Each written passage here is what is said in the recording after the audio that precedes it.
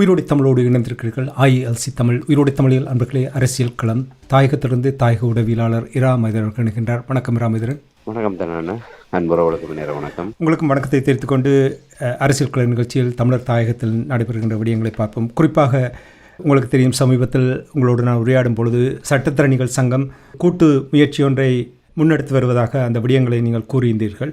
அப்பொழுது கூட கூறும்பொழுது சொன்னீர்கள், கொஞ்சம் பொறுத்திருந்து பார்க்க வேண்டும், எல்லா தரப்பினரும் அங்கே இணைந்த பின்புதான் இதனுடைய நிலைப்பாட்டை புரிந்து கொள்ளலாம் என்று நீங்கள் கூறியிருந்தீர்கள். இப்பொழுது செய்திகள் வந்திருக்கின்ற என்னவென்றால், இந்த ஒற்றுமைக்கான அந்த முயற்சியை குழப்பும் வகையில் முன்னணியினர் செயல்படுகிறார்கள் என்று CVK சிவஞானம் அவர்களும் சுமந்திரனும் பெரியோர் கொந்தளித்து தங்களுடைய ஆத்திரத்தை வெளிப்படுத்தியிருக்கிறார்கள். இரமேந்திரன், கேள்வி என்னவென்றால், இவ்வளவு கொந்தளித்து தங்களுடைய எதிர்ப்பை ஆத்திரத்தை வெளிப்படுத்துவதற்கு என்ன நடந்தது அங்கே? முதலில் அந்த விடயத்துக்குள் செல்வதற்கு முன்னர் நீங்கள் குறிப்பிட்டதை போன்று CVK சிவஞானம் மற்றும் சுமந்திரன் ஆகியோர் இவ்வளவு தூரம் கொந்தளிக்கின்றார்கள் என்று சொன்னால், அந்த கொந்தளிப்பு தான் அதற்கான பதிலாக நாங்கள் பார்க்க முடியும்.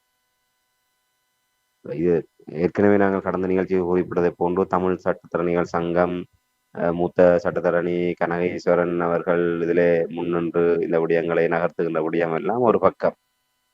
ஆனால் கொழும்பை மையமாக கொண்டு முற்றுமுழுதாக தமிழர் தாயகத்தினுடைய வேறறுக்கப்பட்ட நிலைமையிலே சிங்களத்தினுடைய ஒரு தலைநகரிலே இல்லை அந்த ஒரு நிர்வாக ஒரு செயல்பாட்டு தளத்துக்கு இசைவாக்கம் அடைந்ததாக செயல்படுகின்ற ஒரு தரப்பினரால் எவ்வளவு தூரம் தமிழ் மக்களுடைய அபிலாஷைகளை விட்டு கொடுப்பு இல்லாமல் கொண்டு செல்ல முடியும், நேர்மையாக பயணிக்க முடியும் என்ற ஒரு கேள்வி இருந்தது. ஆகவே இது யாரோடைய தேவைக்காக, இப்ப இவ்வளவு காலமும் 16 ஆண்டுகளாக இல்லாத ஒரு அக்கறை, இல்லை இந்த 16 ஆண்டுகளாக முன்னெடுக்கப்பட்ட பல முன்னெடுப்புகள் வலுக்குறைப்பு செய்யப்பட்ட போது, இல்லை பலகீனப்படுத்தப்பட்ட போது, எந்த இடத்திலுமே அதை தற்காத்து கொள்ளவோ இல்லை அதை அடுத்த நிலைமைக்கு கொண்டு செல்வதற்கோ பக்கபலமாக செயல்படவோ இல்லை கண்டித்து அதுக்கு வலுக்குறைப்பு செய்த தரப்புகளை கண்டிக்கவோ முன்வராத தமிழ் சட்டத்தரணிகள் சங்கம் இப்போது திடுதிப்பென வந்து நின்று கொண்டு தமிழ் மக்களுடைய அரசியல் தீர்வு விடயத்திலே நாங்கள் காத்திரமாக செயல்படுகின்றோம், ஒற்றுமைப்படுத்துகின்றோம் என்று இறங்குகின்ற போது பலது ஐயப்பாடு எழுகின்றது. ஏற்கனவே கடந்த நிகழ்ச்சியில புரிந்த சுமந்திரன் அவர்களை முதலமைச்சராக்குகின்ற மறைமுக நிகழ்ச்சி நிரலுடைய ஒரு பகுதியாக இந்த முயற்சி பார்க்கப்படுகின்றது என்கிற ஒரு செய்தியை அந்த இடத்திலே குறிப்பிட்டு சொல்லியிருந்தேன். இப்போது சுமந்திரன் CVK சிவஞானம் தரப்பு இவ்வளவு தூரம் கொந்தளிக்கின்றார்கள் என்று சொன்னால், யாருக்கு பிரச்சனையோ அவர்கள்லாம் கொந்தளிக்கின்றார்கள்.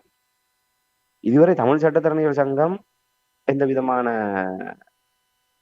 எதிர்வினையும் அவர்கள் வெளிப்படுத்துவதற்கு முன்னர் இதான் நான் போன பூனைக்குட்டி வெளியே வந்து விட்டது என்று அந்த தமிழ் சட்டத்தரணிகள் சங்கத்தினுடைய அந்த தீர்வுக்கான தமிழ் தரப்பை ஒற்றுமைப்படுத்துகின்ற முயற்சி என்கின்ற அந்த போர்வையிலே ஒளிந்திருக்கின்ற பூனைக்குட்டி சுமந்திரன். இப்போது அந்த பூனைக்குட்டி வெளியே வந்திருக்கின்றது. அப்ப இதிலிருந்தே உங்களுக்கு விளங்க வேண்டும் இவர்களுடைய கொந்தளிப்புக்கும் ஆத்திரத்துக்கும் என்ன காரணம் என்று. இவர்களுடைய நிகழ்ச்சி நிரல்களை தமிழ் தேசிய மக்கள் முன்னணி, தமிழ் தேசிய பேரவை அதனுடைய முன்னெடுப்புகள் குழப்பி விட்டது என்பதாகத்தான் நாங்கள் அதை அர்த்தப்படுத்திக் கொள்ள முடியும். அது அவ்வாறு இருக்க, நீங்கள் கேட்ட விடயத்துக்கு நாங்கள் நேரடியாக வருவதாக இருந்தால், உண்மையிலே உங்களுக்கு தெரியும், கடந்த நிகழ்ச்சியில இவர்களுக்கான முன்னெடுப்புகள் தொடர்பாக நாங்கள் பேசியிருந்தோம். ஏற்கனவே 2 மாதங்களுக்கு முன்னர் உறவுகளுக்கு நினைவிருக்கும் ஈழத்தமிழர் உரிமைகள் பெருமன்று பிப்ரவரி 14ஆம் தேதி திருவண்ணாமலை பிரகடனத்தை வெளியிட்டிருந்தது. அதற்கு மறுநாள் பிப்ரவரி 15ஆம் தேதி தமிழ் தேசிய மக்கள் முன்னணி, குறிப்பாக தமிழ் தேசிய பேரவையினுடைய ஏற்பாட்டிலே சிவில் அமைப்புகளை ஒருங்கிணைத்து ஒரு சந்திப்பு நடைபெற்றது. அந்த சந்திப்பின் தொடர்பாகவும் நாங்கள் அந்த நேரத்திலே அந்த கருத்துக்களை பதிவு செய்திருந்தோம். அதிலே ஒரு குழு ஒன்று இவர்கள் தெரிவு செய்வதாகவும், அந்த குழு இந்த தமிழ் மக்கள் பேரவையினுடைய தீர்வு திட்டத்தை அடியொற்றியதாக இந்த தீர்வு முயற்சிகள் தொடர்பான ஒரு வரைவு ஒன்றை தயாரிக்கும். அதற்கு பின்னர் ஏனைய தரப்புகளை முனைத்து அது இறுதி செய்யப்பட்டு தமிழ் மக்களுடைய ஒரு அரசியல் தீர்வு விடயத்திலே ஒரு கொள்கை ஆவணமாக முன்கொண்டு செல்வது என்கின்ற ஒரு நிலைப்பாடு அங்கே எடுக்கப்பட்ட விடயத்தை நாங்கள் குறிப்பிட்டிருந்தோம்.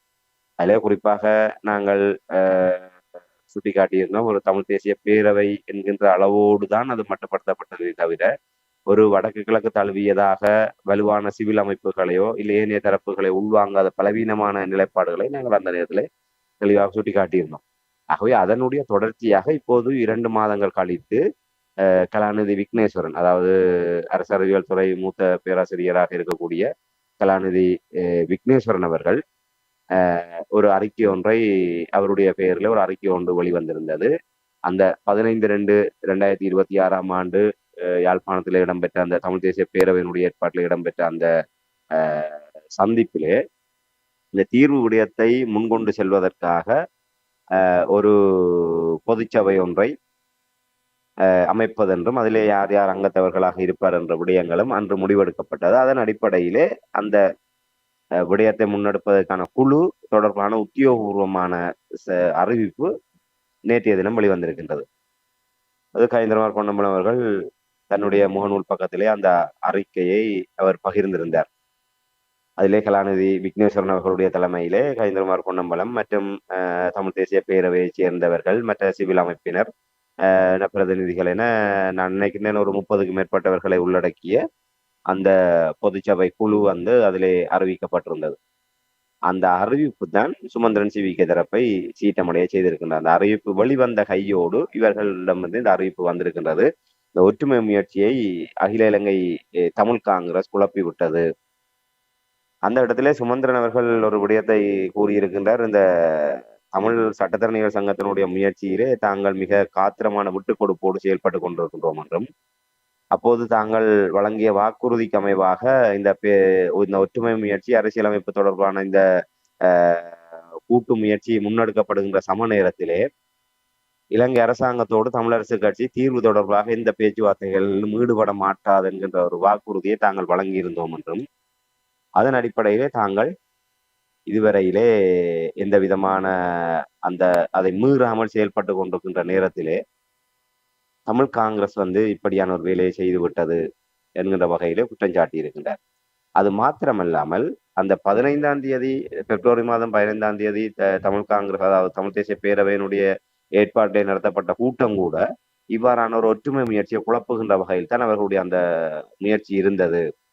அதாவது சுவிஸ் தூதரகத்தினுடைய ஏற்பாட்டிலே பிப்ரவரி 19ஆம் தேதி கொழும்பிலே ஒரு ரகசிய மூடிய அறைக்குள்ளான கலந்துரையாடல், தமிழ் தரப்புகளை இணைத்து ஒரு மூடிய அறையிலே கலந்துரையாடலுக்கு ஏற்பாடு செய்யப்பட்டிருந்தது.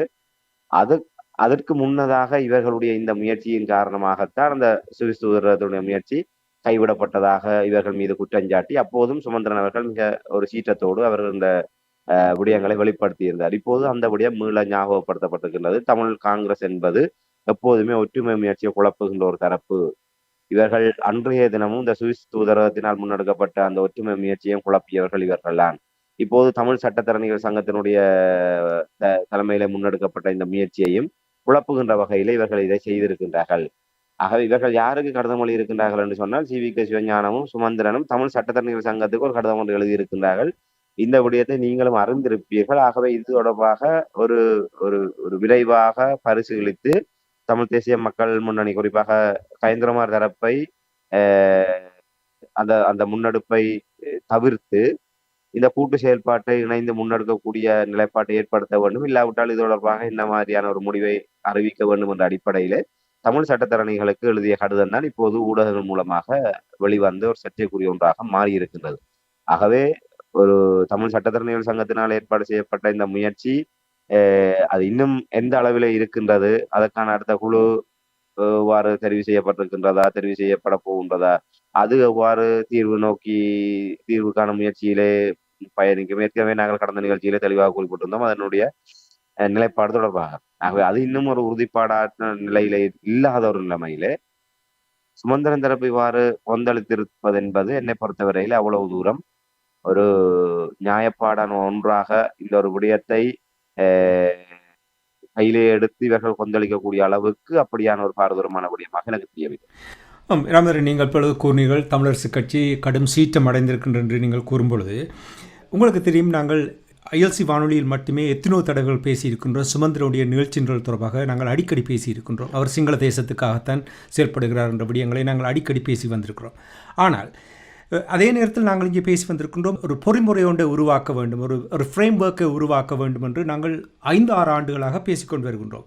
இந்த சட்டத்திறனிகள் சங்கம் எடுத்த இந்த முயற்சியை சுமந்திரன் அவர்கள் ஏனைய கட்சிகள் எல்லாம், உங்களுக்கு தெரியும் சுமந்திரன் குழப்பங்காலி என்றாலும் விட்டு கொடுத்து இங்கே ஒற்றுமை முயற்சிக்கு ஒரு சந்தர்ப்பம் கொடுத்து பார்க்கலாம் என்று அவர் சிந்தித்திருக்கிறார் என்று எனக்கு சிந்திக்க தோன்றுகின்றது. அப்படி என்று சொன்னால் கொஞ்சம் பொறுமை காத்து இது தொடர்பாக என்ன நடக்கின்ற என்று காத்திருந்திருக்கலாம் தானே. கயேந்திரகுமார் பொன்னம்பலம் அவர்கள் கொஞ்சம் பொறுமை காத்திருக்கலாம் தானே. சுமந்திரனே இவ்வளவு விட்டு கொடுத்திருக்கிறார் என்றால் ஏன் கஜேந்திரகுமார் பொன்னம்பலம் அவர்கள் கொஞ்சம் பொறுமை காத்திருந்திருக்கலாம் தானே. உண்மைதான் நீங்கள் கேட்பதை போன்று உண்மையிலே சுத்துமாத்து புகழ் சுமந்திரன் அவர் விடயத்தை அவர் வெளிப்படுத்துகின்றார் என்று சொன்னால் அந்த கண்ணை மூடிக்கொண்டு கேட்கின்ற போது எல்லோரையுமே அப்படியே ஏமாற்றி வஞ்சகத்தனமாக தன்னுடைய கருத்தியலுக்கு பின்னாலே அழைத்து செல்லக்கூடிய ஒரு தன்மை சுமந்திரனுடைய செயல்பாடுகள்ல இருக்கும், கருத்தாடலிலும் இருக்கும். அவ்வாறான ஒரு விடயம் தான் இது. ஆனால் முதலிலே அந்த தகுதி தமிழரசு கட்சிக்கும் சுமந்திரன் சிவிக சிவஞானம் போன்றவர்களுக்கும் இருக்கின்றதா என்பதை முதலிலே அவர்கள் சீர்தூக்கி பார்க்க வேண்டும், தங்களை தாங்களே சுய பரிசோதனை செய்து பார்க்க வேண்டும். ஏனென்று சொன்னால் இதற்கு இன்று தமிழ் தேசிய அரசியலும் ஈழத்தமிழ் மக்களும் இவ்வாறான பங்குரோந்து நிலையில நிற்பதற்கு அடிப்படை காரணம் ஒருவர் என்று சொன்னால் அது சுமந்திரன் தான். இன்று தமிழரசு கட்சி தன்னையும் அழித்து தமிழ் தேசியத்தையும் அழிக்கின்றது என்றால் அதற்கும் காரணம் சுமந்திரன் தான். அப்படிப்பட்ட சாத்தான் வேதம் ஓதுவதை போன்று இருக்கின்றது இவர்களுடைய இந்த நிலைப்பாடு. உங்களுக்கு தெரியும், எங்களுடைய ILC நேயர்களுக்கு நன்றாக நினைவிருக்கும், இதற்கு முன்னர் இதே இளங்கலைஞர் மன்றத்திலே வைத்து தமிழ் தேசிய பரப்பில் இயங்குகிற கட்சிகள் ஒருங்கிணைந்து ஒரு முடிவெடுத்தது. அப்போது கடந்த ஆட்சி காலத்திலே, அப்போது ரணில் விக்ரமசிங்க ராஜபக்சேகளுடைய இறுதி காலகட்டத்திலே அப்போது இவர்கள் எல்லா கட்சிகளும் இணைந்து, நான் நினைக்கிறேன் 15 தமிழ் மக்கள் எதிர்கொள்கின்ற முக்கியமான பிரச்சனைகளை அடையாளம் கண்டு இந்த பொது விடயத்தை முன்னகர்த்துவதற்கு ஒன்றுபட்டு செயல்படுவதென்று அதில் இணக்கப்பாடு காணப்பட்டது. அதில் தமிழரசு கட்சி, சிவாயிலிங்கம் ஸ்ரீகாந்தா தரப்பு, அதே போன்று ஏனையவர்கள், தமிழ் தேசிய மக்கள் முன்னணி, சகல தரப்பினரும் அதில் இணைந்திருந்தார்கள். அதிலே முதலாவதாக சொல்லப்பட்ட விடயம் பயங்கரவாத தடை சட்டத்தை நீக்குவதற்கு எதிரான போராட்டம்.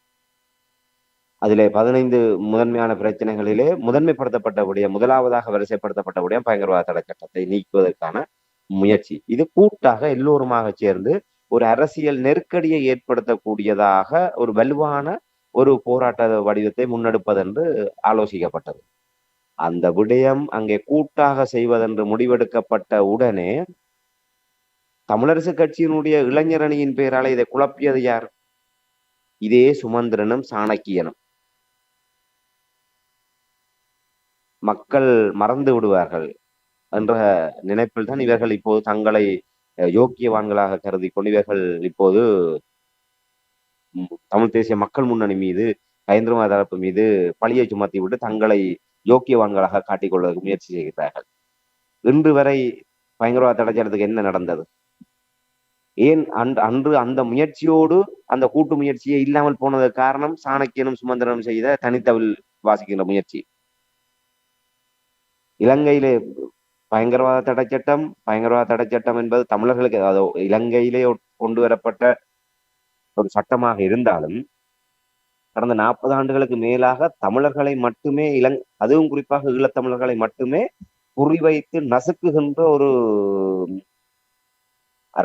ஒரு கொடுங்கோல் சட்டமாகத்தான் அது இருந்தது. ஆகவே அதனால் பாதிக்கப்பட்ட தரப்பாக ஈழத்தமிழ் மக்கள்லாம் அதிக விலை கொடுத்திருக்கின்றார்கள். இன்றும் அரசியல் கைதிகள் சிறையில இருக்கின்றார்கள் என்று சொன்னால் விடுவிக்க முடியாமல் அந்த பயங்கரவாத தடை சட்டம் தான் காரணம். இன்றும் நாங்கள் உரையாடி கொண்டிருக்கின்ற இந்த நேரத்தில் கூட இந்த அரசாங்கம் கூட அந்த பயங்கரவாத தடை சட்டத்தை வைத்து இன்னும் எத்தனையோ பேரை கைது செய்து காலவரையறை என்று சிறை கம்பிகளுக்கு பின்னாலே அடைக்க முடியும்.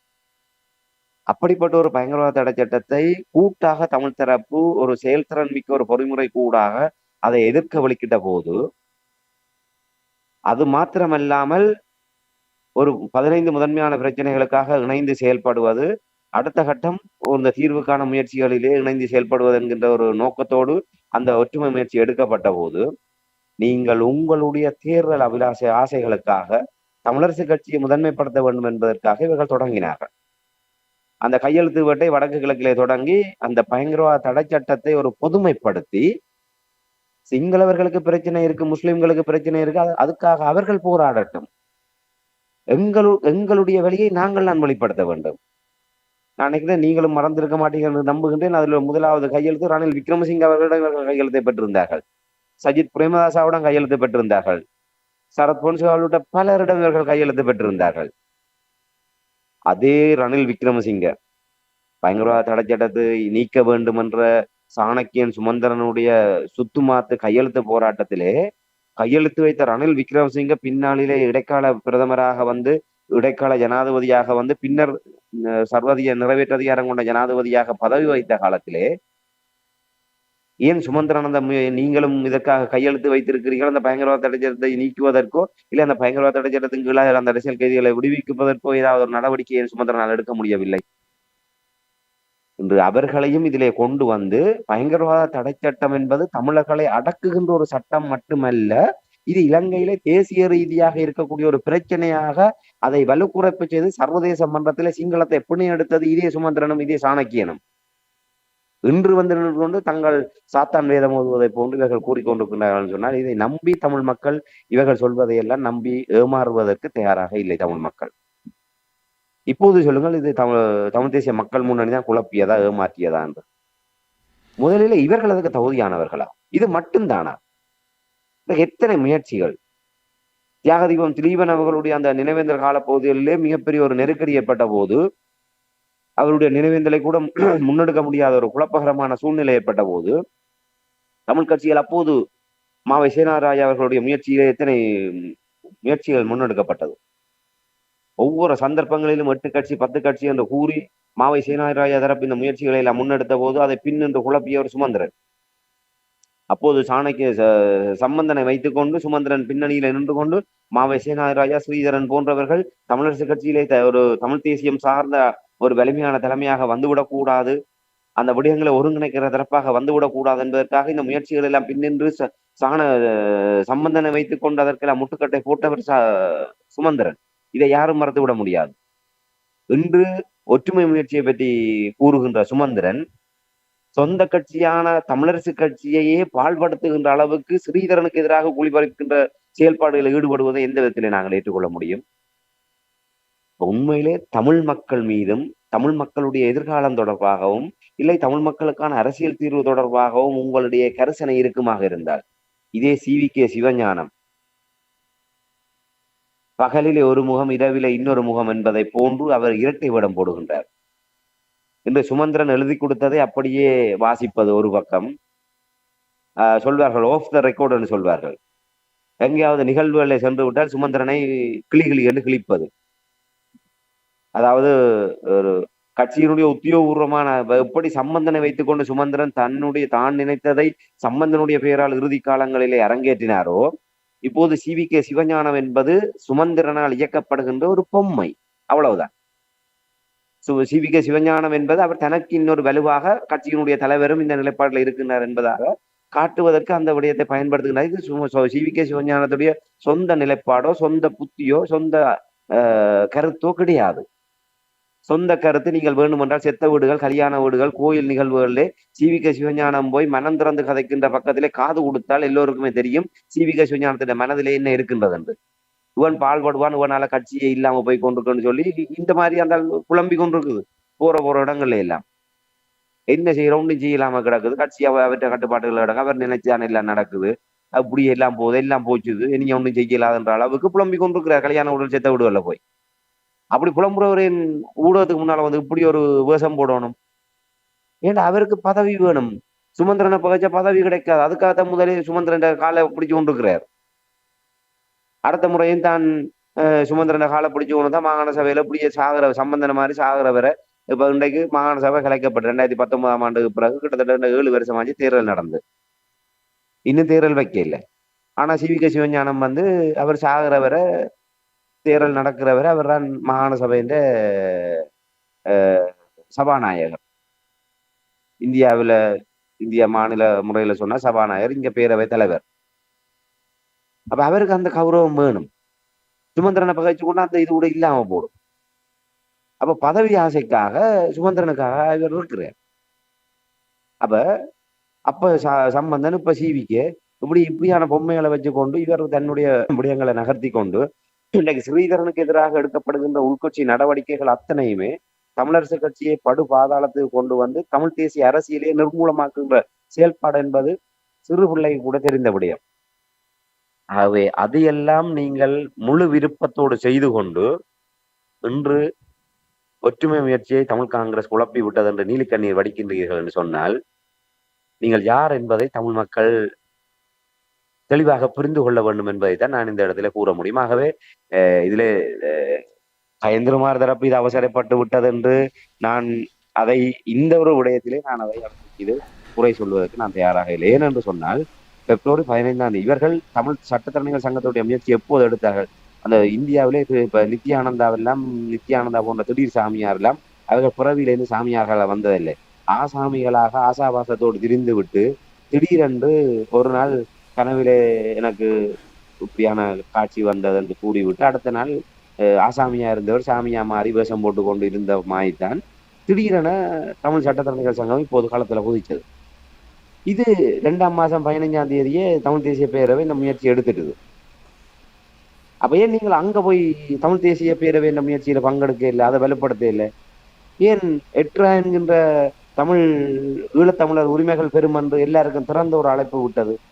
இதுவரை காலம் இல்லாத அளவுக்கு ஒரு ஆக்கபூர்வமாக நிலத்தையும் புலத்தையும் இணைத்ததாக தமிழ் மக்களுக்கான தீர்வு முயற்சி எடுத்தது. ஏன் அப்ப தமிழ் சட்டத்தரணிகள் சங்கம் அதுல போய் இணைய இல்லை? ஏற்கனவே எடுத்த முயற்சிகள் எல்லாம் அப்படியே நிற்க நீங்கள் புதுசாக ஒன்றை தொடங்குகிறீர்கள் என்று சொன்னால் நீங்களும் குழப்புகின்றீர்கள், இல்லை குழப்புகின்றவர்களுக்கு துணை போகின்றீர்கள். ஆகவே அந்த முயற்சிகள் எல்லாம் இருக்கின்ற போது இதை அப்போதே நாங்கள் அதைத்தான் கூறியிருந்தோம். ஒரு கயந்திரமார் பொன்னம்பலம் தரப்பு அந்த முயற்சி எடுத்த போது இது எப்படி பயணிக்க போகின்றது, எல்லோருமாக ஒரு முயற்சியை கையெடுக்கின்ற போது அந்த விடயத்தை கைவிட்டு விட்டு ஆளுக்கு ஒரு முயற்சிகளை எடுப்பது என்பது ஒவ்வொருவரும் தங்களை அந்த நிலையிலே முதன்மைப்படுத்தி காட்டுவதற்கான முயற்சியாகத்தான் அது பார்க்கப்பட்டது. ஆகவே அந்த அளவிலே அவர்கள் எடுத்த முயற்சியினுடைய தொடர் நடவடிக்கையாக இப்போது இந்த விடயத்தை அவர்கள் வெளிப்படுத்தி இருக்கின்ற அந்த அடிப்படையில இது ஒற்றுமை முயற்சியை குழப்புகின்ற செயல்பாடாகவோ இல்லை சுமந்திரன் சிவிகே சிவஞானம் குழம்புகின்ற அளவுக்கு ஒரு பாரதூரமான பிரச்சனையாகவோ நான் இதை பார்க்க முடியவில்லை. நீங்கள் கூறுவதை நான் ஓரளவுக்கு புரிந்து கொள்ளுகிறேன். ஆனால் தொடர்ந்து தமிழரசு கட்சி தமிழர்களுக்கு எதிராக செயல்படுகின்றது சுமந்திரன் தொடர்பாக நீங்கள் இப்பொழுது கூறும் பொழுது இப்போ கொந்தளித்த விடயம் சிவிகே சிவஞானமும் சுமந்திரனும் கொந்தளித்த விடயங்களை நீங்கள் கூறும் பொழுது இன்னும் ஒரு விடயத்தை நான் இங்கே சுட்டிக்காட்ட விரும்புகிறேன். உங்களுடைய பக்கத்திலிருந்து எப்படி நீங்கள் பார்க்கிறீர்கள் என்று விரும்புகிறேன். அதாவது ஜனநாயக தமிழ் தேசிய கூட்டமைப்பு இருக்கிறது. அதாவது சைக்கிளும் சங்கும் இணைந்து ஒரு கூட்டமைப்பை உருவாக்கியிருந்தார்கள். அதில் கஜேந்திரகுமார் பொன்னம்பலம் அவர்களுடைய அணியும் சுரேஷ் பிரேமச்சந்திரன் போன்றவர்கள் கூட்டங்கள் எல்லாம் நடத்தினார்கள். இந்த சட்டத்திறனிகள் சங்கம் எடுக்கின்ற இந்த முயற்சியை கூட சுரேஷ் பிரேமச்சந்திரன், அதாவது ஜனநாயக தமிழ் தேசிய கூட்டமைப்பில் இருக்கின்ற சுரேஷ் பிரேமச்சந்திரன் கூறுகின்றார் இந்த ஐக்கிய முயற்சியை முறியடிக்காதீர்கள் என்று அவருமே கூறுகிறார். அப்போ எங்கே தவறு இருக்கிறது, யாரிடம் தவறு இருக்கிறது என்றதை எப்படி நீங்கள் பார்க்கிறீர்கள்? இதிலே நாங்கள் மிகப்பெரிய அளவிலே அரசியல் விஞ்ஞானம் படித்ததுக்கான விளக்கங்களை தேட வேண்டிய அவசியம் இல்லை. என்றால் அண்மை காலமாக சுமந்திரன் அவர்களுடைய கைப்பாவையாக ஜனநாயக தமிழ் தேசிய கூட்டணி மாறிவிட்டது என்பதுதான் உண்மை. ஆனால் இவர்களுக்கு போக்கிடம் இல்லை. அரசியலிலே அனாதரவாக விடப்பட்ட அவலைகளாக மாறிவிட்டார்கள். சுரேஷ் பிரேமச்சந்திரன், செல்வம் அடக்கலநாதன், சித்தார்த்தன் போன்றவர்கள் எல்லாம் அடுத்த முறை பாராளுமன்ற உறுப்பினர்களாகவோ இல்லை குறைந்தபட்சம் மாகாண சபை வந்தால் மாகாண சபையின் ஊடாகவோ பதவிகளை பெற வேண்டுமாக இருந்தால் சுமந்திரனோடு சேர்ந்து அந்த வீட்டு சின்னத்திலே போட்டியிட்டால் மட்டும்தான் தங்களால் ஏதாவது ஒரு நிலையை உயர்வை அடைய முடியும் என்ற ஒரு குருட்டுத்தனமான நம்பிக்கையோடு அவர்களிடம் சரணாகதி அடைந்திருக்கிறார்கள். இதுதான் உண்மை. ஏற்கனவே நாங்கள் கடந்த நிகழ்ச்சியில் கூட கூறியிருந்தோம். பல்வேறு தமிழ் தேசியம் சார்ந்த முன்னெடுப்புகளிலே ஜனநாயக தமிழ் தேசிய கூட்டணி தன்னை அந்நியப்படுத்தி இருக்கின்றது சுமந்திரனுக்காக. சுமந்திரன் கண்ணசைக்கின்ற இடத்துக்கு மட்டும்தான் ஜனநாயக தமிழ் தேசிய கூட்டணி பயணித்து வருகின்றது, செயல்பட்டு வருகின்றது. ஜனநாயக தமிழ் தேசிய கூட்டணி தன்னுடைய சுயத்தை இழந்து விட்டது என்று சுமந்திரன் தரப்போடு இவர்கள் இணைந்து பேச்சுவார்த்தை ஆரம்பித்தார்களோ அந்த நொடி பொழுதே சுமந்திரன் சொல்வது மட்டும்தான் இவர்களுக்கு வேதம். நாங்கள் சொல்வது தவறு என்று சொன்னால் சுரேஷ் பிரேமச்சந்திரன் தரப்பு அதை நிரூபிக்க வேண்டிய பொறுப்பு அவர்களுக்கு தான் இருக்கின்றது. இல்லை, நாங்கள் சுமந்திரனுடைய பிடிக்குள் இல்லை, நாங்கள் தமிழ் மக்களுக்கான சுயாதீனமான அரசியலை செய்கின்றோம் என்று இவர்கள் கூறுவார்களாக இருந்தால் அதை மெய்ப்பிக்க வேண்டியது அவர்களுடைய பொறுப்பு என்று எத்தனையோ நிகழ்வுகள் இந்த சுமந்திரனுடைய பிடிக்குள் ஜனநாயக தமிழ் தேசிய கூட்டணி சென்றதுக்கு பிற்பாடு மிக முக்கியமான எத்தனையோ விடயங்களிலே ஜனநாயக தமிழ் தேசிய கூட்டணி தன்னை மறைமுகமாக அதிலிருந்து ஒதுங்கி இருந்தார்கள். ஆகவே அதிலிருந்து இப்போது சி.வி.கே. சிவஞானமும் ஒன்றுதான், சுரேஷ் பிரேமச்சந்திரனும் ஒன்றுதான். எல்லாம் சுமந்திரனால் இயக்கப்படுகின்ற பொம்மைகளாகத்தான் இருக்கின்றார்கள். இந்த உங்களுக்கு தெரியும், ஸ்ரீதரன் அவர்கள் இந்த நாடாளுமன்ற குழு தலைவர் பதவியில் இருந்து அவர் விலகாமல் இருக்கின்ற நிலைமை, இராணுவ அதிகாரிக்காக வாக்களித்து விட்டார் என்கின்ற ஒரு பொய் பிரச்சாரத்தை வைத்துக் கொண்டு இவர்கள் ஸ்ரீதரனை ஓரங்கட்ட வலிக்கிட்ட முயற்சி, ஒரு வரமுறை கடந்து சுரேஷ் பிரேமச்சந்திரனை வைத்து அறிக்கை விட வைத்தவரான் சுமந்திரன். இன்னொரு கட்சியினுடைய விவகாரத்துக்குள்ளே சென்று கருத்து கூறுகின்ற அளவுக்கு சுரேஷ் பிரேமச்சந்திரன் அவர்களோ இல்லை ஜனநாயக தமிழ் தேசிய கூட்டணியோ அவ்வளவு ஒரு ஜனநாயகத்திலே பண்பட்ட மேம்பட்ட ஒரு நிலையை அவர்கள் அடையவில்லை. அவர்களுடைய கட்சிக்குள்ளே 1000 பிரச்சனை இருக்கின்றது, அவர்களுடைய ஜனநாயக தமிழ் தேசிய கூட்டணிக்குள்ளே 1000 பிரச்சனைகள் இருக்கின்றது.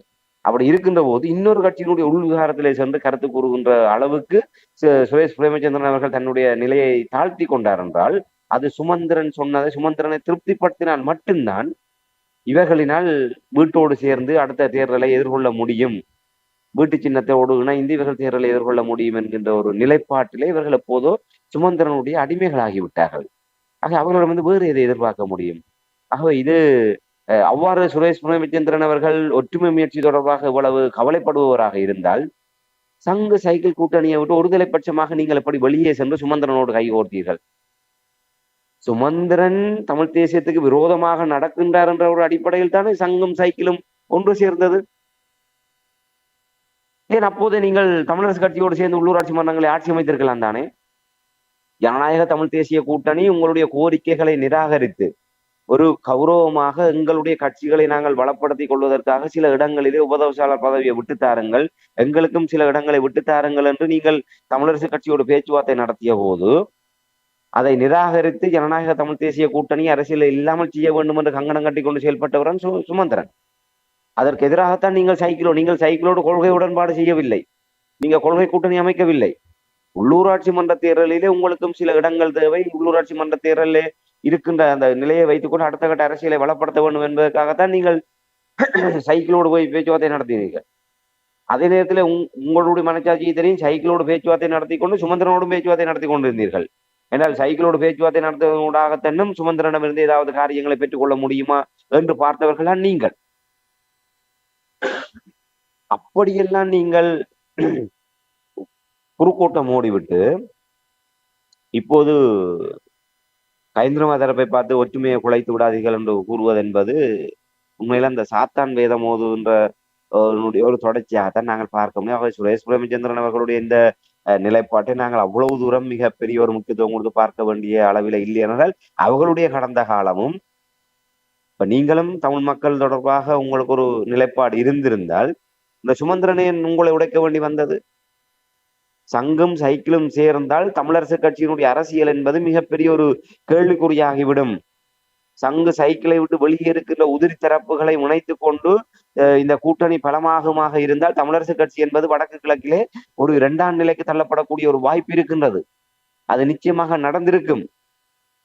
இதிலே அந்த ஒரு நிலையில்தான் அதை உடைக்க வேண்டும், பலவீனப்படுத்த வேண்டும் என்பதற்காக சுமந்திரன் விருத்த விலையிலே போய் நீங்கள் விழுந்து விட்டு அந்த ஒற்றுமை முயற்சியை, அந்த தமிழ் மக்களுக்கான தமிழ் தேசிய அரசியலுக்கான ஒரு எதிர்கால கூட்டுணவை இல்லாமல் செய்துவிட்டு இன்று நீங்களாக ஒன்றை உருவாக்கி விட்டு அதை குழப்பி விட்டார்கள் என்று நீங்கள் ஒப்பாரி வைப்பது என்பது இது தமிழ் மக்களுக்கானதில்லை. இதெல்லாம் சுலகு தனக்கண்டா படக்கண்டா அடிக்குமன்ற மாதிரி சி.வி.கே. சிவஞானம், சுமந்திரன், சுரேஷ் பிரேமச்சந்திரன் எல்லாம் இவர்கள் இந்த கனவுகள் எல்லாம் கலைக்கப்பட்டு கொண்டிருக்கின்றது என்கின்ற ஒரு ஆதங்கத்தில் இவர்களுடைய கருத்தாகத்தான் நிச்சயமாக பார்க்க முடியும். நீங்கள் கூறுவதை நான் புரிந்து கொள்ளுகிறேன், ஏற்றுக்கொள்ளுகிறேன்.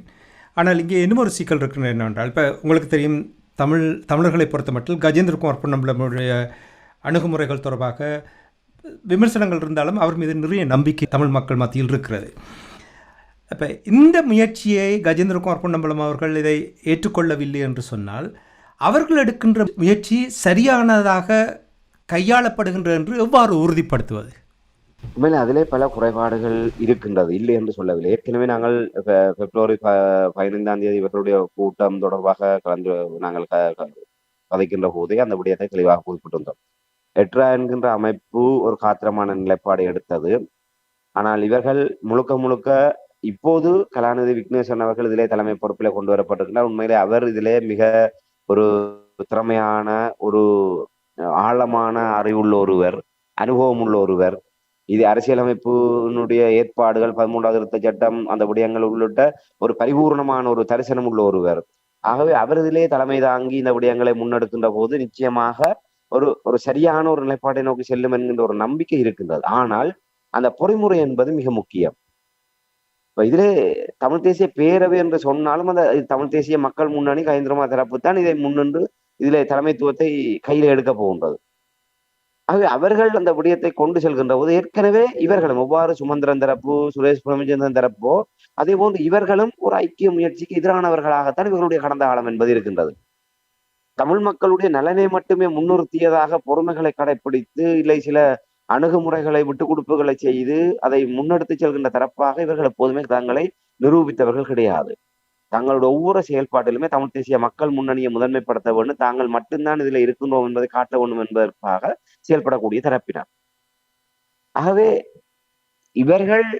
இவர்களும் அந்த வழியிலே ஒரு ஒற்றுமைக்கான முயற்சிகளை சரியான ஒரு தலைமைத்துவ சக்தியாக இவர்கள் நிரூபிக்க தவறியவர்கள். ஆனால் இப்போது அமைக்கப்பட்டிருக்கிற அந்த குழுவிலே அந்த சிவில் அமைப்புகள் இதிலே பரவலாக, குறிப்பாக அவர் கலாநிதி விக்னேஸ்வரன் அவர்களுடைய தலைமையிலே அரசியல் ஆய்வாளர் ஜோதிலிங்கம் அவர்கள், மூத்த அரசியல் ஆய்வாளர் நிலாந்தன், மற்றது சட்டத்தரணி குமாரவடிவேல் குருபரன், அதே போன்று பலர் சிவில் அமைப்புகள், இந்த வடக்கு கிழக்கிலே இருக்கக்கூடிய பல சிவில் அமைப்புகளுடைய பிரதிநிதிகள் அதிலே குழுவில் இணைக்கப்பட்டிருக்கின்றார்கள். தமிழ் தேசிய பேரவையில் இருக்கக்கூடிய கட்சிகளைச் சேர்ந்த தலைவர்கள், குறிப்பாக அருந்தோபாலன், ஐங்கரநேசன், ஸ்ரீகாந்தா போன்றவர்கள் எல்லாம் அதிலே உள்வாங்கப்பட்டிருக்கின்றார்கள். ஆகவே இது ஒரு பரவலான ஒரு ஒரு ஒரு தலைமையிடம், ஒரு குழுவிடம் அந்த ஒரு தீர்வுக்கான ஒரு முயற்சி கையளிக்கப்பட்டிருக்கின்றது. அதிலே தமிழ் தேசிய மக்கள் முன்னணி தரப்பும், குறிப்பாக கஜேந்திரகுமார் பொன்னம்பலம், சுஹாஸ், செல்வராஜா கஜேந்திரன், காண்டிவன் போன்றவர்கள் எல்லாம் அதுக்குள்ளே அவர்களும் உள்ளடங்கி இருக்கின்றார்கள். ஆகவே அவர்களும் இருக்கத்தக்கதாக ஒரு பரந்துபட்டதாக சிவில் தரப்பை முனைத்து இந்த விடயத்தை முன்னெடுத்திருக்கின்றார்கள். ஆகவே இது ஒரு குழப்பப்படமாக இருந்தால் இவர்களால் அம்பலப்படுத்தப்படுவார்களே தவிர அந்த முயற்சி ஒருபோதுமே தோற்றதாக இருக்காது. ஏனென்றால் இவர்கள் கடந்த காலத்துல எல்லாம் இவர்கள் குழப்பி விட்டு இவர்கள் தாங்களாகவே அம்பலமானவர்கள். ஆக இந்த முயற்சியிலே ஓரளவு நாங்கள் வரவேற்கக்கூடியது என்று சொன்னால், எல்லா விடயத்தையும் நாங்கள் 100% ஒரு பெர்ஃபெக்டாக எல்லோருமே முழு தகுதி நிலையிலே தமிழ் தேசிய அரசியலை தலைமை தாங்குவார்கள், இல்லை அந்த முன்னெடுப்புகளை செய்வார்கள் என்று கருதிவிட முடியாது. அந்த நிலையிலே இப்போது இவர்கள் தமிழ் தேசிய பேரவையாக இவர்கள் எடுத்திருக்கின்ற அந்த முயற்சி என்பது ஓரளவு ஏற்றுக்கொள்ளக்கூடிய, ஆனால் ஒரு ஒரு நெருடல் என்னவென்று சொன்னால், எட்ரா போன்ற ஒரு பொதுநிலையிலே இருக்கக்கூடிய அமைப்போடு இவர்கள் அப்படியே கைகோத்து அந்த விடயத்தை முன்னகர்த்துகின்ற போது இன்னும் இவர்கள் மீதான நம்பகத்தன்மை அதிகரிக்கும். ஆனால் அவர்கள் சில பல காரணங்களுக்காக தங்களை முதன்மைப்படுத்துவதற்காக தங்களுடைய முயற்சியாக ஒரு விடயத்தை முன்னெடுப்பதற்கு முற்படுகின்றார்கள். இப்போது அதிலே அந்த உள்ளடக்கத்தில் அவர்கள் சொல்லி இருக்கின்ற அந்த விடயங்களை வைத்து பார்க்கின்ற போது அந்த எட்ராவினுடைய தனித்துவமான விடயமாக நாங்கள் சுட்டிக்காட்ட விடயம் இங்கே முதன்மைப்படுத்தப்பட்டிருக்கின்றது. அதாவது ஈழத்தமிழர்களை ஒரு சமூக ஒப்பந்தத்தை அரசாங்கம் மேற்கொள்ள வேண்டும். அந்த சமூக ஒப்பந்தத்தை வரைவது தொடர்பான விடயம் அதிலே முதன்மைப்படுத்தப்பட்டிருக்கின்றது. ஆகவே இந்த 16 ஆண்டுகளாக முன்னெடுக்கப்பட்ட முயற்சிகள் நாங்கள் அரசாங்கத்தோடு பேசுகின்றோம், அரசாங்கத்திடம் தீர்வை வருவதற்காக முயற்சிகளை செய்கின்றோம் என்ற ஒரு வகையில் தான் இந்த முயற்சிகள் எல்லாம் இடம்பெற்றது. அவன் தீர்வை தருகிறானோ இல்லையோ என்பதற்கு அப்பால் ஈழத்தமிழர்களை ஒரு சம அந்தஸ்தோடு ஒரு ஏற்றுக்கொள்கின்ற சமூக உடன்படிக்கைக்கு அரசாங்கத்தை கொண்டு வர வைப்பதற்கு அவருமே முயற்சி எடுக்கவில்லை, அதை பற்றி சிந்திக்கவும் இல்லை. ஆனால் எட்ரா அதை தான் முதன்மைப்படுத்தியது. தீர்வை பற்றி கதைப்பதற்கு முன்னர் தமிழ் மக்களோடு ஒரு சமூக ஒப்பந்தத்துக்கு இந்த அரசாங்கம் முன்வர வேண்டும். சர்வதேசத்தோட மத்தியஸ்தத்தோடு அந்த சமூக ஒப்பந்தத்துக்கு வருகின்ற பட்சத்தில் தான் அதற்கு இரண்டாவது படிநிலையாகத்தான் நாங்கள் தீர்வு தொடர்பான விடயத்துக்கு வர முடியும். முதலில் எங்களை நீங்கள் சம பங்காளர்களாக இந்த அரசியலமைப்பின் ஊடாக சகல உரிமைகளும் சிங்களவர்கள் அனுபவிக்கின்ற அதே விடயங்கள் தமிழ் மக்களுக்கும் கிடைப்பதற்கு தகுதியானவர்கள், உரிமையானவர்கள் என்கின்ற விடயத்தை முதலிலே அரசாங்கம் ஏற்றுக்கொள்ள வேண்டும். வடக்கு கிழக்கு தமிழ் மக்களுடைய பூர்வீக தாயகம், தமிழ் மக்களுக்கு ஒரு தேசிய இனம், தமிழ் மக்களுக்கு சுயநிர்ணய உரிமை இருக்கின்றது. அதன் அடிப்படையிலே அவர்கள் வடக்கு கிழக்கிலே தங்களுக்கான ஒரு ஒரு தனித்தான அரசியல் தீர்வை பெறுவதற்கு உரித்துடையவர்கள் என்கின்ற அந்த அந்த அடிப்படை விஷயங்களை எல்லாம் நீங்கள் ஏற்றுக்கொண்டு ஒரு சமூக ஒப்பந்தத்தை நீங்கள் மேற்கொள்வதன் ஊடாகத்தான் வேறு அது சமஸ்தியா, சுயாட்சியா, கூட்டு சுயாட்சியா, இல்லை அதற்கு மேம்பட்டதா, இல்லை 13 புலசா என்கின்ற விடயம் எல்லாம் அதுக்கு பின்னரும் பேச முடியும். இதுவரை காலமும் அந்த அடிப்படை அங்கீகாரம் இல்லாமல் இந்த முயற்சிகள் முன்னெடுக்கப்பட மஹிந்த ராஜபக்சவனுடைய காலத்திலே 19 தடவை சம்பந்தன் தரப்பு பேச்சுவார்த்தை நடத்தியது. 2015 வரை, 2010 2015 வரை 19 தடவை இவர்கள் பேச்சுவார்த்தை நடத்தினார்கள். அந்த பேச்சுவார்த்தையில இவர்கள் சென்று அங்கே கொடுத்த டீயையும் வடையும் சாப்பிட்டு விட்டு வந்ததான் மிச்சமே தவிர தமிழ் மக்களுக்கு எந்த விதமான முன்னேற்றகரமான எந்த விடயங்களும் இருக்கவில்லை. ஒரு துள்ளியளவு முன்னேற்றம் கூட இருக்கவில்லை என்று சொன்னால் முதலிலே இந்த சமூக ஒப்பந்தத்தை பற்றி இவர்கள் யாருமே சிந்திக்கவில்லை. அந்த சமூக ஒப்பந்தத்தை ஒரு சர்வதேச மத்தியஸ்தத்தோடு அரசாங்கத்தோடு நாங்கள் ஏற்படுத்துவோமாக இருந்தால் அந்த அரசுகள் இல்லாமல் போனாலும் இல்லை ஆட்சியாளர்கள் இல்லாமல் போனாலும் அந்த சர்வதேச மத்தியஸ்தத்தோடு விட்ட இடத்திலிருந்து நாங்கள் அங்கே நகர முடியும். இப்போது தமிழ் தேசிய பேரவையினால் முன்னெடுக்கப்பட்ட இந்த குழு அந்த சமூக ஒப்பந்தம் தொடர்பாக முதன்மைப்படுத்தப்பட்டிருக்கின்ற அளவிலே எட்ராவினுடைய கருத்தியல் அந்த தாக்கம் இங்கே வந்திருப்பதை பார்க்கக்கூடியதாக இருக்கின்றது. அந்த அளவிலே அவர்களும் ஒரு ஒரு அந்த ஏற்கனவே அந்த குழு தொடர்பாக கூடியிருந்தேன் ஒரு பரவலான குழு இப்போது எட்ரா முதன்மைப்படுத்திய விடயத்தை அவர்கள் அங்கு முதன்மைப்படுத்தி இருக்கின்றார்கள். ஆகவே ஓரளவு இந்த முயற்சி சரியாக பயணிக்கக்கூடிய ஒரு நிலைமை இருக்கின்றது என்னன்னு சொன்னால் அந்த இப்போதுதான் சரியான வழித்தடத்துக்கு இந்த முயற்சியை கொண்டு வந்திருக்கின்றார்கள். இனி அவர்களுடைய கையில இருக்கின்றது அந்த வெண்ணெய் திரண்டு வருகின்ற போது தாலி உடைத்த கதையாக அல்லாமல் இவர்களுடைய ஒவ்வொரு செயல்பாடுகளும் இனிமேல் இதை வலுப்படுத்துவதாகத்தான் இருக்க வேண்டுமே தவிர இவர்களுடைய தனியாவர்த்தனமான செயல்பாடுகள் இந்த ஒற்றுமை முயற்சியை, இந்த தீர்வுக்கான முயற்சியை வாழ்வடுத்தி விடாத அளவுக்கு தமிழ் தேசிய மக்கள் முன்னணி கைந்த தரப்பு செயல்பட வேண்டியது அந்த பாரிய பொறுப்பும் கடப்பாடும் அவர்களுக்கு இருக்கின்றது. ஏன்னால் அவர்களும் ஒரு தரப்பாக இருக்கின்றார்கள். அவர்கள் மீது எதிர்மறையாக வருகின்ற ஒவ்வொரு சிறு சிறு நிலைப்பாடுகளும் இந்த தீர்வுக்கான இந்த பொதுச்சபையை பாதிக்கும். ஆகவே இதை வலுப்படுத்த வேண்டுமாக இருந்தால் இனி அவர்கள் முழுக்க முழுக்க தங்களை ஒரு நேர்மையானவர்களாக, பரிசுத்தமானவர்களாக இந்த தமிழ் தேசிய அரசியலிலே மிக கவனமாக சொல்வார்கள். கண்ணிலே விளக்கண்ணை விட்டு கொண்டு செயல்படுவதை போன்று இவர்கள் செயல்பட வேண்டியவர்களாக இருக்கின்றார்கள். அவ்வாறு செயல்படுவார்களாக இருந்தால் மட்டும்தான் நீங்கள் கேட்டதை போன்று இவர்கள் மீதுக்கான பல விமர்சனங்கள் இருந்தாலும் நம்பிக்கை இருக்கின்றது. அதுக்கான ஆற்றல், அதுக்கான ஆளுமை, நேர்மைத்தன்மை எல்லாமே இருக்கின்றது. ஆனால் சுமந்திரனிடம் அது இல்லை. அறிவு இருக்கின்றது, ஆற்றல் இருக்கின்றது, ஆனால் நேர்மை இல்லை.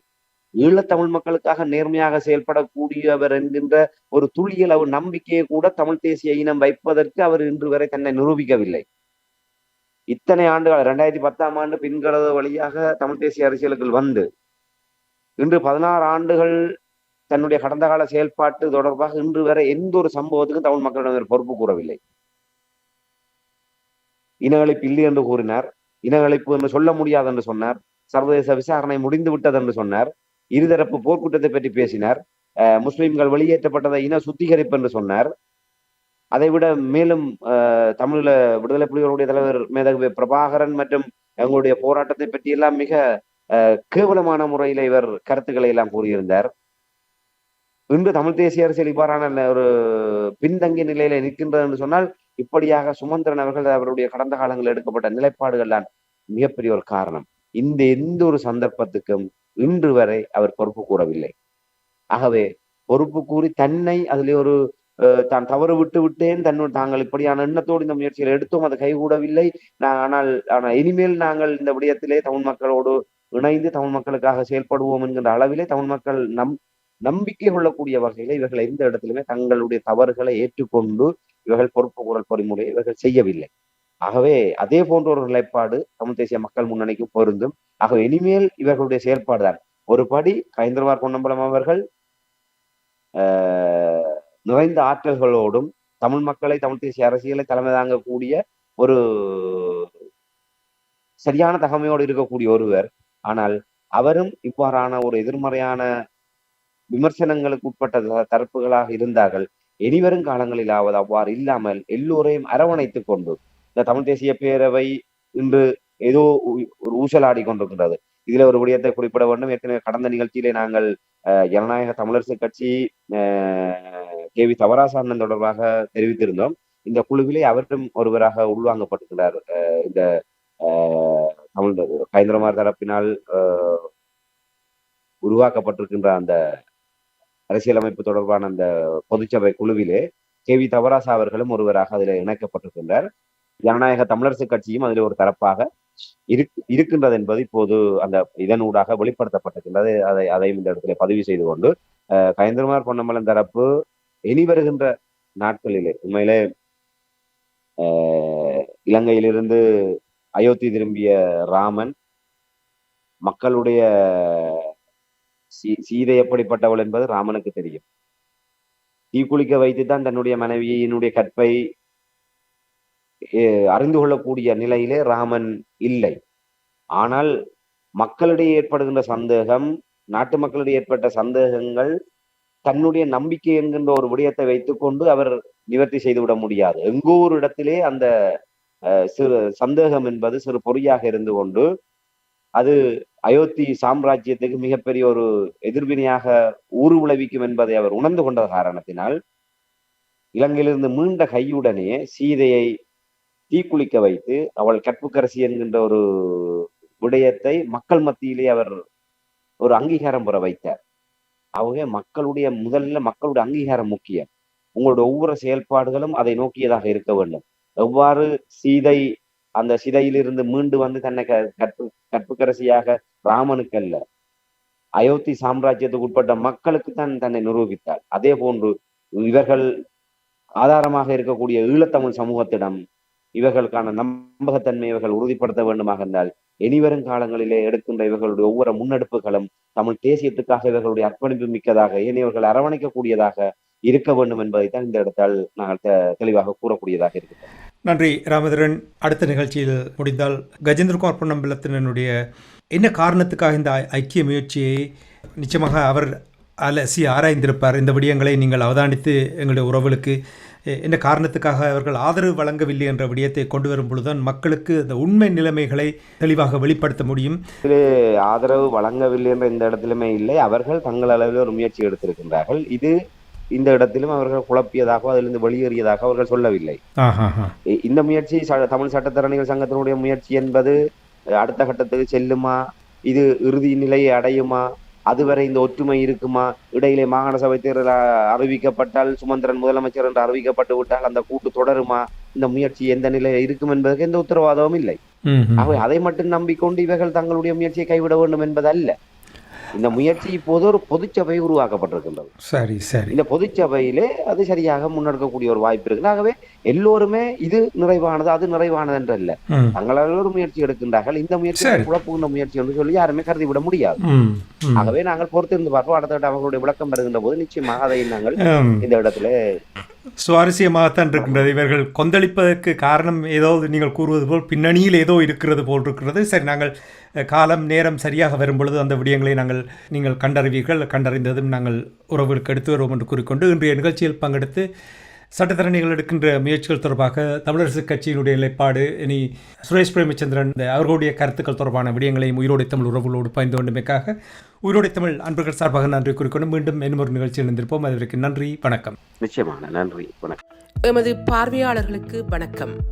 மக்களின் குரலாய் ஓங்கி ஒலிக்கும் இலக்கு மின்னிதழ் மற்றும் உயிரோடை தமிழ் வானொலி ஆகிய இவ்விரு ஊடகங்களும் உங்களைப் போன்ற எமது நேயர்கள் நண்பர்களின் ஆதரவிலேயே இயங்கி வருகின்றன.